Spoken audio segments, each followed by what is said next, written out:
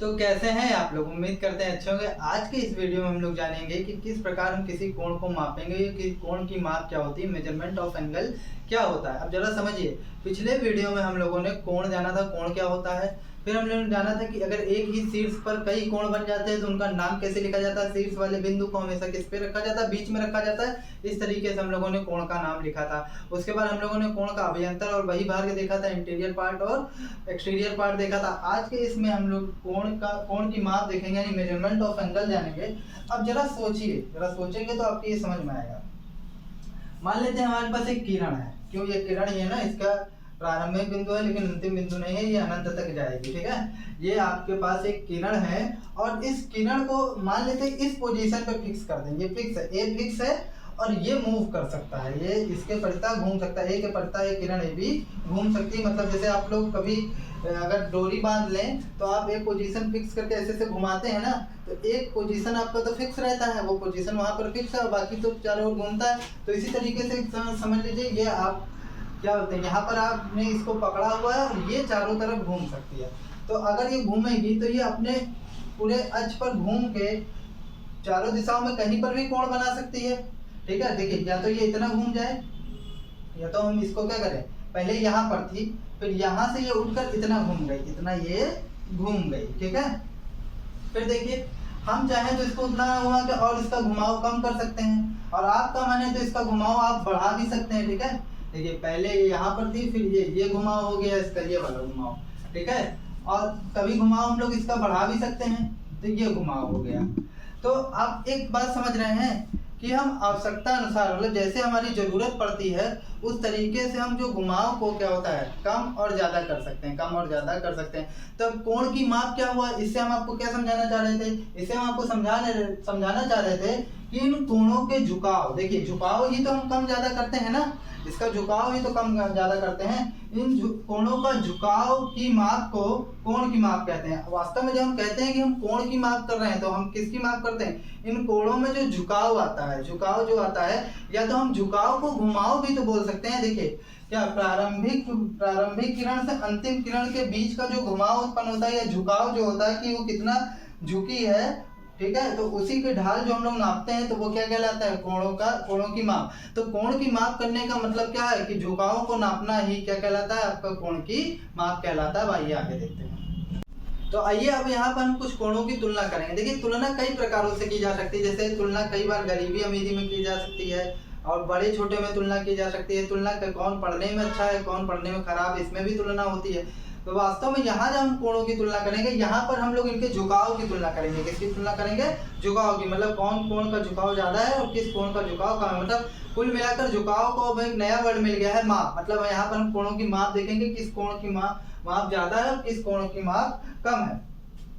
तो देखिए जब कोणों के माप में अंतर ज्यादा होता है, देखिए अब यहाँ देखिए कोण का माप ये कुछ और झुका है, ये थोड़ा ज्यादा, मतलब ये थोड़ा कम झुका है, ये थोड़ा ज्यादा झुका है। देखिए यहाँ से यहाँ तक का डिस्टेंस अगर ये जाएगा तो ये थोड़ा ज्यादा इसको घुमाव है, झुकाव को ये हम लोग घुमाव कह सकते हैं। ठीक है, एक तरीके से कोण के टर्म में तो कह सकते हैं। तो ये ज्यादा घुमा है थोड़ा सा, इसी तरीके से देखिए ये थोड़ा कम घुमा है, ये थोड़ा कम घुमा है और ये थोड़ा ज्यादा घुमा है। तो किसका झुकाव ज्यादा होगा, तो जाहिर सी बात है इसका झुकाव ज्यादा होगा, ये ज्यादा उस साइड झुकी है। ठीक है, और इसका कम है और इसका तो सबसे कम है। मतलब कोण ABC, क्या कोण ABC सबसे छोटा है, कोण ABC छोटा है, किससे छोटा है, कोण ABC छोटा है किससे, कोण PQR, क्योंकि झुकाव इसका क्या है, ABC का झुकाव कम है। आप खुद ही चेक कर लीजिए, यहाँ से यहाँ तक का डिस्टेंस ही ट्रेवल, झुकाव को आप घुमाव भी बोल सकते हैं, मैं बार बार बोल रहा हूँ। ठीक है, और इसी तरीके से आप क्या देखें कि कोण PQR का झुकाव कम है, किसकी तुलना में, ABC से कम है नहीं, XYZ का जो झुकाव है या घुमाव है वो ज्यादा है इसके तुलना में। तो यहाँ पर कौन बड़ा है, XYZ।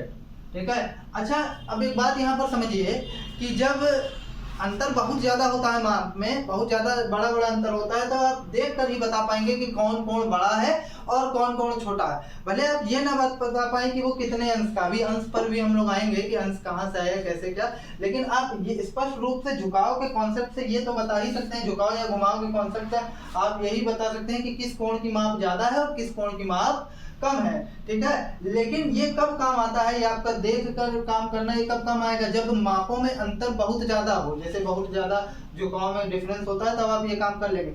लेकिन जब अंतर कम हो, जैसे यहाँ देखिए, यहाँ मात्र देखकर ये बताना पर्याप्त नहीं होगा कि कौन सा कोण बड़ा है कौन सा छोटा है, क्योंकि इनके जो झुकाव के बीच का अंतर है ना वो लगभग ना के बराबर, मतलब बहुत कम है, बहुत कम है। ये बोलना गलत होगा, लगभग ना के बराबर, मतलब देखने में ऐसा लगेगा कि लगभग ना के बराबर है।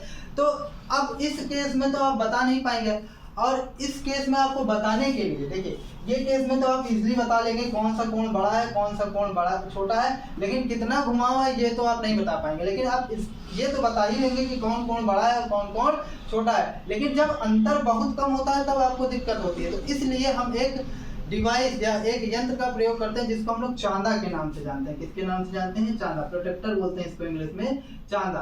तो इस चांदा के थ्रू जो है हम लोग क्या करते हैं, इसके कोण को माप करते हैं। तो आइए पहले ये जान लेते हैं कि ये चांदा क्या होता है।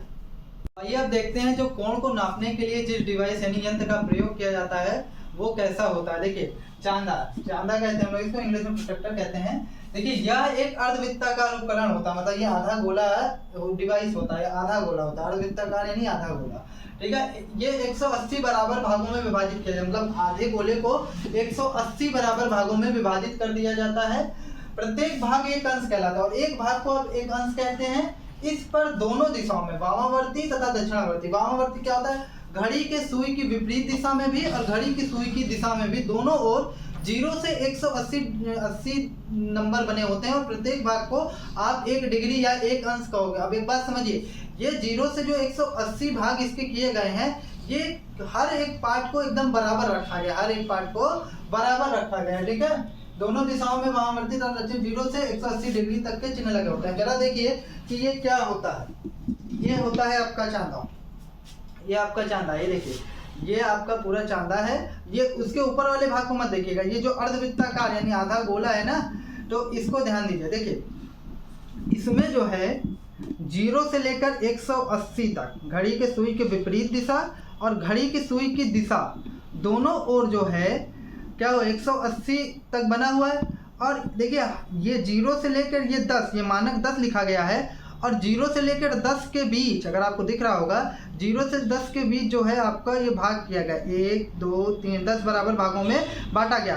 तो 10 के जस्ट आगे कौन सा होगा, 11वां भाग, फिर 12वां भाग, फिर 13वां भाग, फिर 14वां भाग, फिर 15वां। इस तरीके से ये क्या टोटल 180 बराबर भागों में बांटा गया। अब सवाल ये उठता है इससे हम लोग कोण का मेजर कैसे करेंगे। तो देखिए सबसे पहले हम क्या करेंगे, हम लोग इसको, ये जो आपकी किरण होती है, ये वाली जो लाइन है आपकी, ये वाली जो आपकी लाइन है, दिख रहा है, ये वाली जो आपकी लाइन है, इस लाइन को आप सबसे पहले इस किरण की प्रारंभिक बिंदु पर रखेंगे। जब ये इसके प्रारंभिक बिंदु पर रखा जाएगी, जब ये इसके प्रारंभिक बिंदु पर रखा जाएगी, तो अब आप देखेंगे कि कितने अंश घूमी, मतलब कौन सी लाइन इसको जो है सेटिस्फाइड करेगी। तो देखेंगे आप ये वाली लाइन, ये लगभग ये 70 अंश का कोण है। कितने अंश का कोण है?